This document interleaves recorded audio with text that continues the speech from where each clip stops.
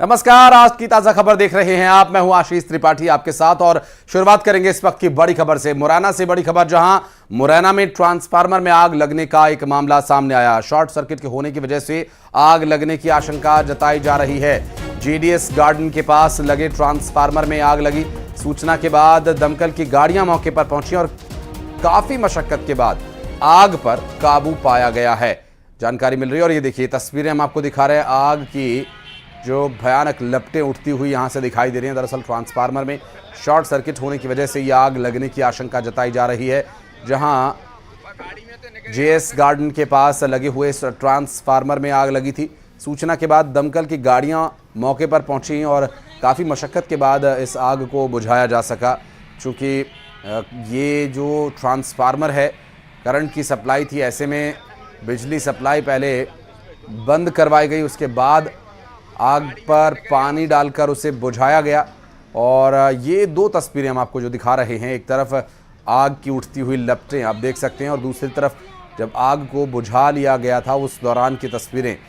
दोनों ही तस्वीरें दो अलग अलग स्थितियां दर्शा रही हैं यहाँ पर।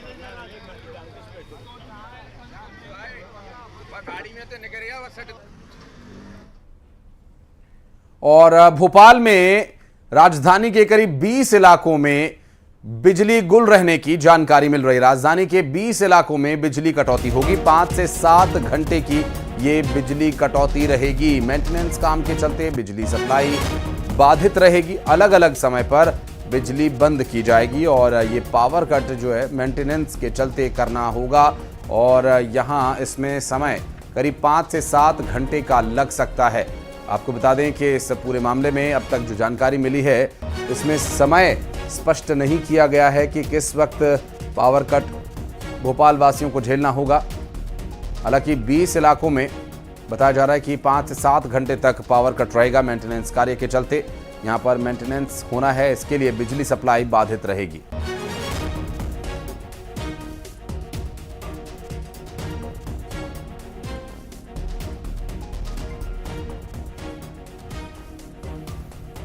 और ये पावर कट किन लोगों को किन इलाके में कितनी देर तक परेशान कर सकता है, इसके बारे में बात करेंगे। हमारे सहयोगी प्रशांत इस वक्त हमारे साथ जुड़ गए। प्रशांत, भीषण गर्मी के बीच ये पावर कट बड़ी परेशानी पैदा कर सकता है? बिल्कुल बिल्कुल, वाकई बड़ी परेशानी पैदा करेगा। 20 इलाके बड़े इलाके हैं और जहां जिक्र हम कर रहे हैं 5 से 7 घंटे तक बिजली कटौती रह सकती है। आपने उन क्षेत्रों का जिक्र किया, वो भी बता दूं। दरअसल इसमें रोहित नगर है, बड़ा क्षेत्र है, नौती आलम एरिया है। इसके अलावा police housing society, Shriram colony भी शामिल हैं। सुबह 9 से अगर दोपहर 2 बजे तक अगर हम जिक्र करें, जो पहली कटौती होगी, 2 चरणों में ये कटौती होगी मेंटेनेंस की वजह से। मेंटेनेंस दरअसल अमूमन बारिश के पहले मेंटेनेंस का काम चलता है, ताकि फिर चूंकि उस ड्यूरेशन में ये हो नहीं पाता, तो सुबह 9 बजे से 2 बजे तक सुहागपुर, संजीव नगर, ये बड़े इलाके हैं। पुलिस हाउसिंग सोसाइटी है या फिर कुछ और कॉलोनियां हैं, नरेला, हनुमंत हैं, हिनौती आलम है, फेत कला, श्रीराम कॉलोनी के अलावा रोहित नगर फेज 2 भी है, बड़ा इलाका है ये। रिलायबल कॉलोनी है, सिग्नेचर पार्क है, दीपक सोसाइटी, गुरारी घाट, रतनपुर सड़क, पिपलिया, केशो और कई और दूसरे इलाके हैं। यहां पर सुबह 9 बजे से 2 बजे तक बिजली कटौती रह सकती है। इसके अलावा अगर हम बात करें जो शाम का चरण रहेगा, माफ कीजिएगा, सुबह 10 बजे से शाम 5 बजे तक जहां बिजली कटौती होगी, उनमें निर्मला देवी गेट, दुर्गा मंदिर और आसपास के कुछ और इलाके बताए जा रहे हैं जहां पर बिजली कटौती हो सकती है। दरअसल ये लगभग रोज का सिलसिला चल रहा है। मेंटेनेंस की वजह से बिजली कटौती हो रही है, जो लाइनें खराब होती हैं उन्हें दुरुस्त किया जाता है। लेकिन इसका एक दूसरा पहलू भी है आशीष।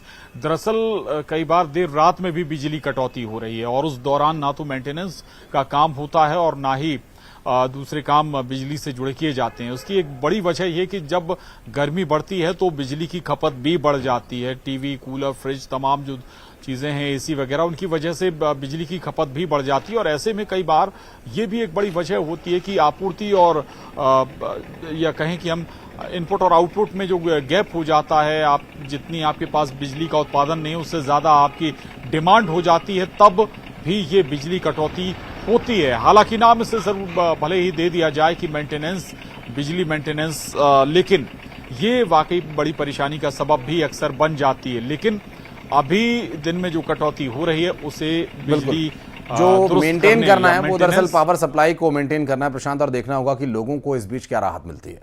बहुत शुक्रिया आपका इस पूरे मामले पर जानकारी देने के लिए। अब खबर इंदौर से, जहां इंदौर से बड़े ड्रग्स की बरामदगी का मामला सामने आया। दरअसल एमडी ड्रग्स के पाक ऑक्युपाइड कश्मीर के कनेक्शन की जांच तेज हो गई है। जांच के लिए नार्कोटिक्स टीम कश्मीर रवाना।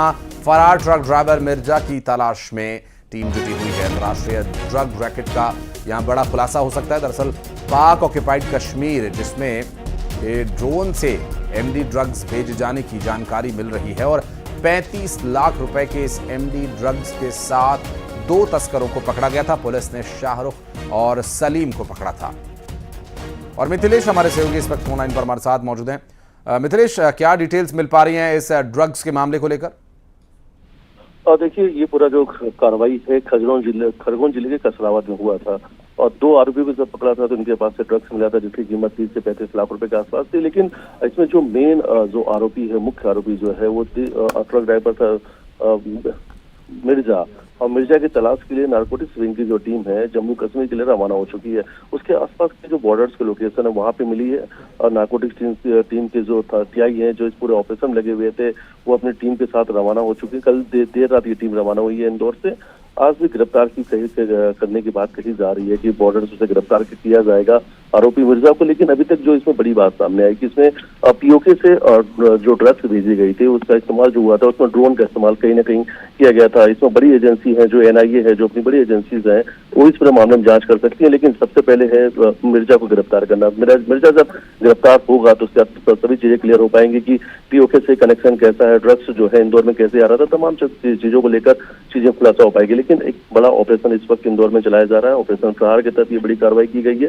ड्रग्स का मिनी मुंबई कनेक्शन आने के बाद में नार्कोटिक्स विंग जो है अलर्ट पर है। और सबसे खास बात, ये जो ड्रग्स आया था ये एमडी फॉर्म का सबसे हाई क्वालिटी का था, जो क्रिस्टल फॉर्म में था ये ड्रग्स। इसलिए उसकी गुणवत्ता की भी जांच कराई जा रही है फॉरेंसिक लैब से कि ये केमिकल जो है कौन कौन से इसमें इस्तेमाल किया गया था, क्या इसकी रेंज थी और ये बनाया कहाँ पे जाता है, किस कंट्रीज में बनती है। तो ओवरऑल ऑपरेशन प्रहार के तहत में बड़ी कार्रवाई है।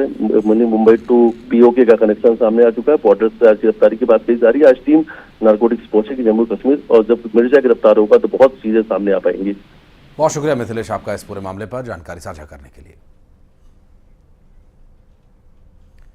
और इंदौर में बिल घोटाला मामले में 3 और आरोपियों पर एफआईआर दर्ज की गई है, जिसमें नगर निगम के करोड़ों के घोटाले में कार्रवाई 12 आरोपियों पर की गई। अब तक एफआईआर दर्ज हुई है 12 लोगों पर और 10 आरोपियों को जेल भी भेजा जा चुका है। आपको बता दें कि यहां बिल घोटाला मामले में 3 आरोपियों पर एफआईआर और दर्ज की गई है। नगर निगम के करोड़ों के घोटाले में कार्रवाई जारी है। 12 आरोपियों पर अब तक एफआईआर दर्ज हो चुके हैं, जिसमें 10 आरोपियों को जेल भी भेजा जा चुका है। आगे देखना होगा इस पूरे मामले में क्या कुछ कार्रवाई की जाती है। डिटेल्स आप तक पहुंचाएंगे।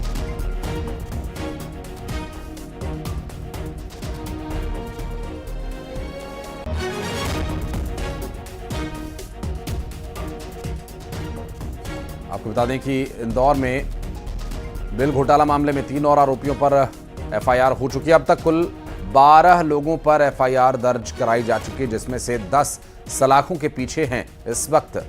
क्योंकि जिस तरह का ये पूरा गड़बड़ झाला सामने आया था, इसमें कुछ और आरोपियों तक अभी कानून के हाथ पहुंचने बाकी बताए जा रहे हैं। बहरहाल देखना होगा जो 10 लोग सलाखों के पीछे हैं, उनसे पूछताछ में क्या कुछ और तथ्य सामने आते हैं और नगर निगम में करोड़ों के घोटाले के इस पूरे मामले में क्या कुछ आगे कार्रवाई की जाती है। मिथिलेश गुप्ता हमारे सहयोगी इस वक्त हमारे साथ मौजूद है। मिथिलेश, अभी 10 आरोपी सलाखों के पीछे, 12 के खिलाफ एफआईआर दर्ज हो चुकी है, क्या कुछ और नाम इस लिस्ट में जुड़ सकते हैं? हाँ, देखिए, अगर नगर निगम के फर्जी बिल की बात करते हैं तो इसमें कम से कम 10 से 12 और भी गिरफ्तारी हो सकती है। अभी 3 लोगों के खिलाफ केस दर्ज किया गया है, 10 लोग सलाखों के पीछे हैं और ये लगातार जैसे जैसे इन्वेस्टिगेशन आगे बढ़ती जा रही है वैसे वैसे आरोपियों के नाम भी बढ़ते जा रहे हैं। ये आने वाले समय में संख्या बड़ी होगी और सिर्फ इसमें संख्या नहीं, इसमें बड़े स्तर के जो कर्मचारी हैं, बड़े स्तर के जो अधिकारी हैं, उनके खिलाफ इसमें केस दर्ज होगा। क्योंकि पूरा जो मामला है नगर निगम के फर्जी बिल का मामला जो 100 करोड़ रुपए से ऊपर तक का पहुंच चुका है और जैसे जैसे इन्वेस्टिगेशन होती जा रही है वैसे वैसे बड़े अधिकारियों के नाम भी सामने आ रहे हैं।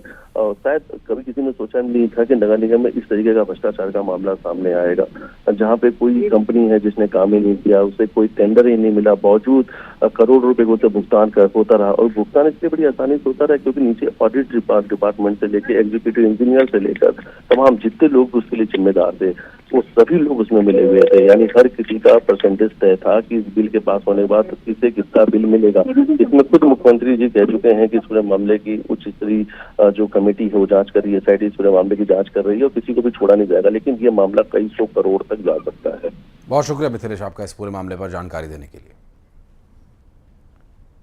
और ग्वालियर में पानी सप्लाई टेंडर घोटाला मामले में FIR दर्ज कर ली गई है। 90 लाख रुपए के टेंडर घोटाला मामले में FIR दर्ज की गई है। EOW ने ये FIR दर्ज की है। दरअसल नगर निगम की PHE शाखा के इंजीनियर पर FIR दर्ज हुई है।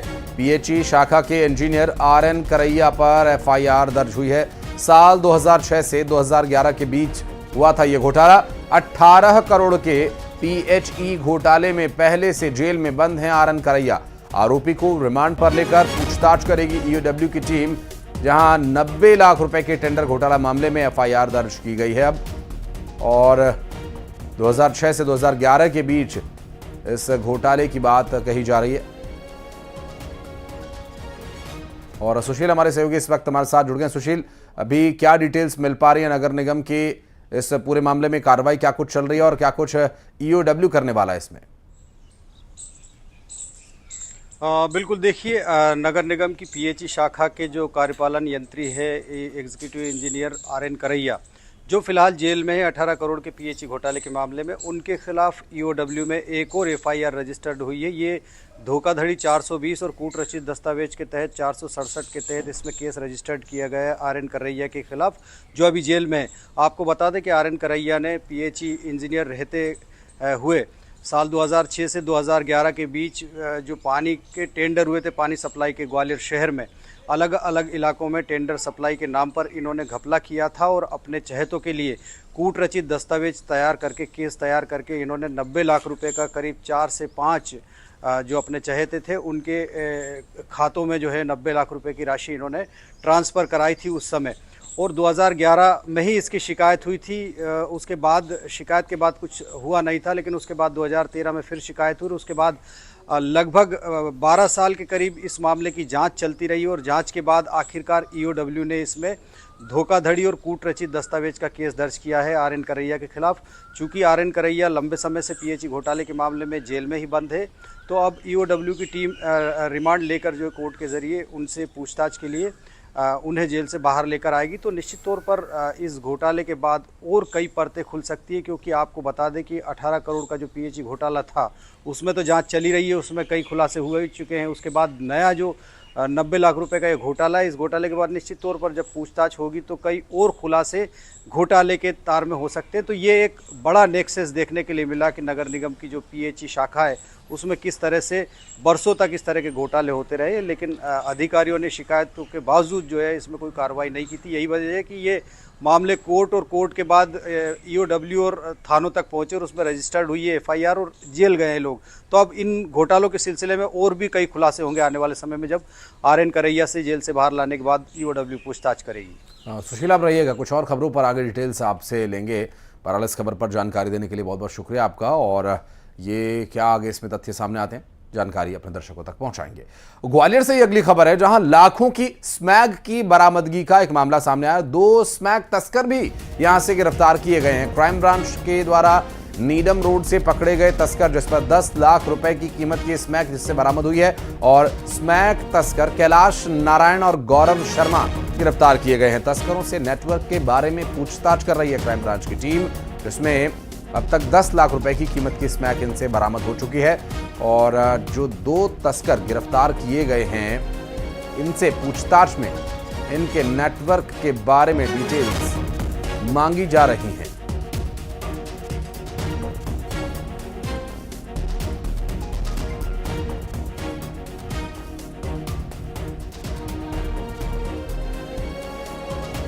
और सुशील हमारे सहयोगी इस वक्त हमारे साथ मौजूद हैं। सुशील, स्मैक की बरामदगी और इन तस्करों की गिरफ्तारी के बाद क्या कुछ और बड़ा खुलासा होने की संभावनाएं हैं?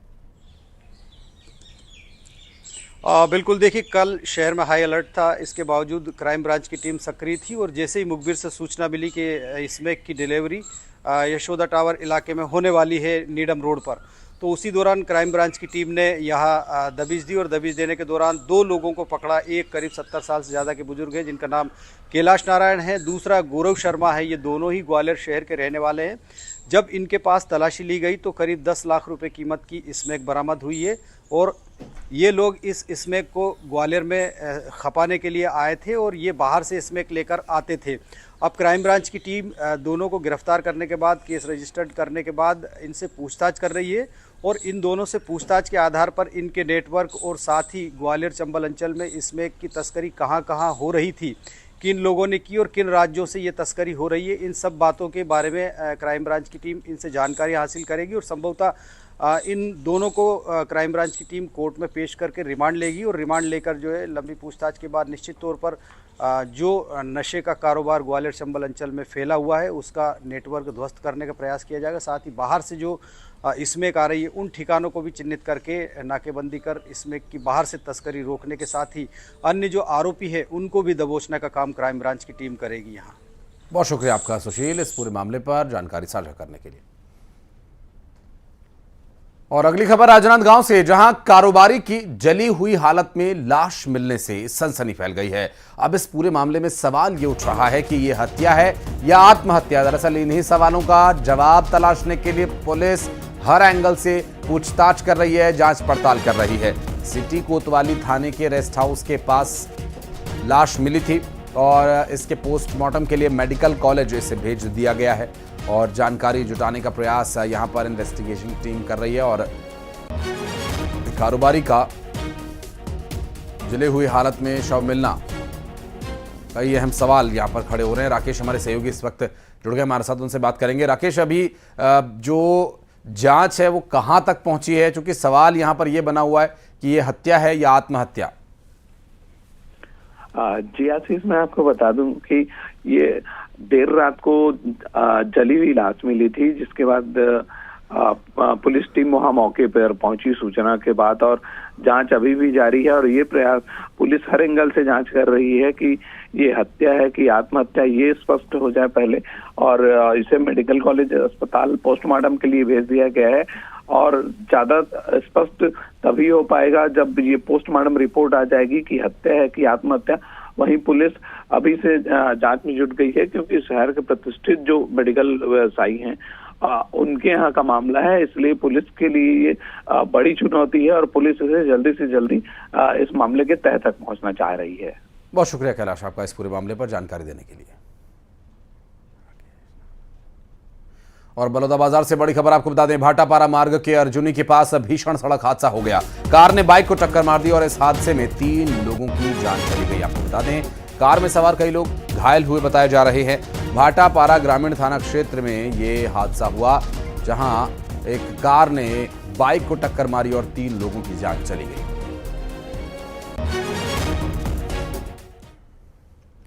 और खबर जबलपुर से, जहां पर शहर में रात के समय सड़क के किनारे शराब पीने वालों की अब खैर नहीं, क्योंकि रात के समय सड़क किनारे शराब पीने वालों को अब पुलिस के डंडे पड़ सकते हैं। जी हां, पुलिस के साथ साथ महिलाएं भी हाथ में डंडा लेकर गश्त कर रही हैं। एसपी के मार्गदर्शन में समाजसेवी संस्थाओं की महिलाएं सड़क पर अब उतर आई हैं और रात के वक्त पुलिस के साथ साथ अब महिलाएं भी गश्त कर रही हैं।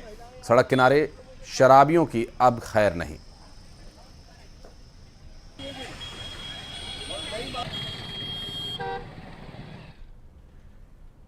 और अगली खबर जबलपुर से, जहां पारिवारिक रंजिश के चलते एक गर्भवती महिला के साथ मारपीट की गई। मारपीट में गर्भवती लक्ष्मी सेन को काफी चोट आई है। आपको बता दें कि तबीयत बिगड़ने के बाद उन्हें अस्पताल में भर्ती कराया गया है।